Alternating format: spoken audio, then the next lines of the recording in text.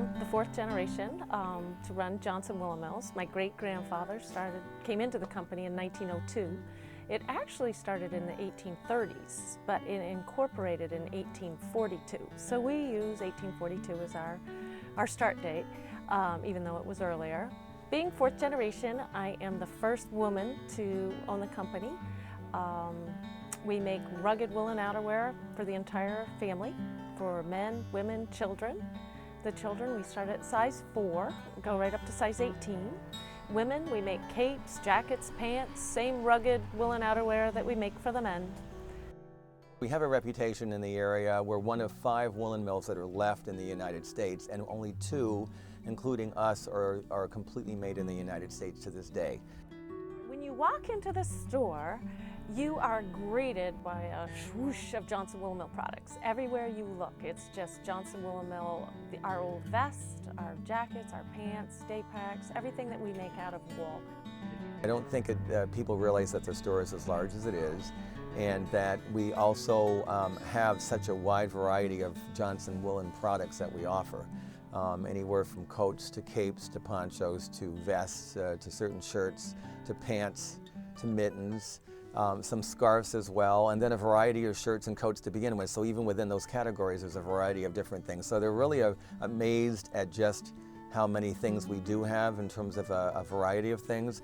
I also think they love being able to touch and feel the stuff, and when you can see this thing up close and personal, they get to actually study the workmanship, and they're amazed at the workmanship in it and the quality of the cloth that the wool that we use.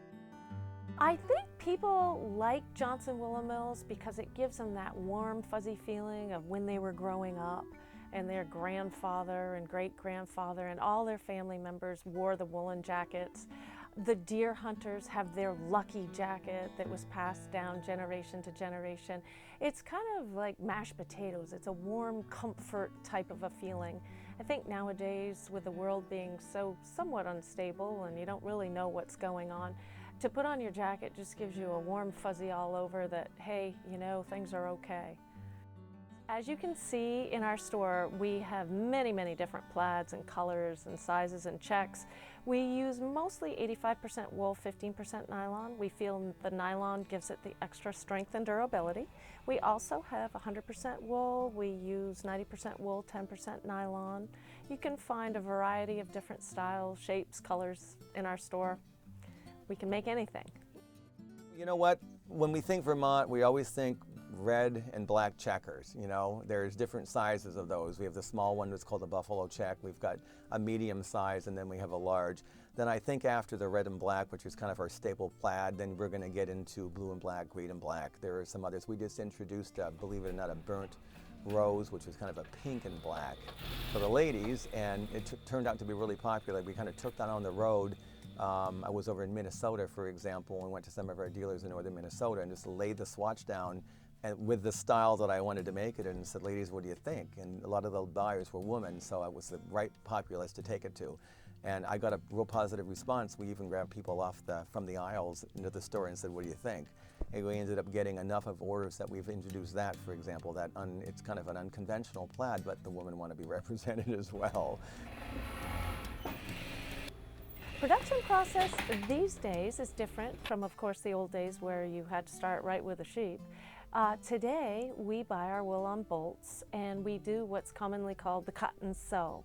We have a production table, a cutting table. It's probably as long as a bowling alley, made of wood, and we lay out the fabric and do what is called a marker. Our 2 cutters lay the patterns out. Everything is done by hand.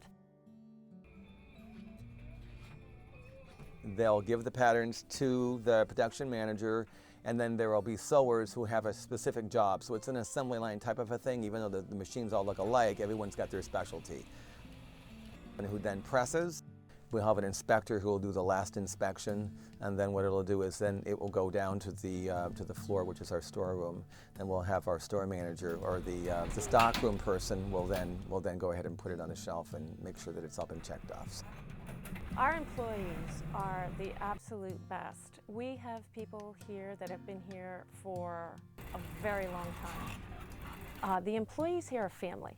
My door is always open. We have 3 dogs that come to work with us. I always say to people, I hand out checks on Tuesday. If you're stressed out, come hug a puppy. We're family. We help each other.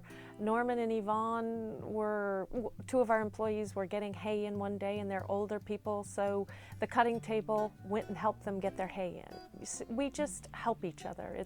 We're family. We encapsulate the whole concept of Vermont. It's pride and workmanship. It's the local community pulling together to make a good product.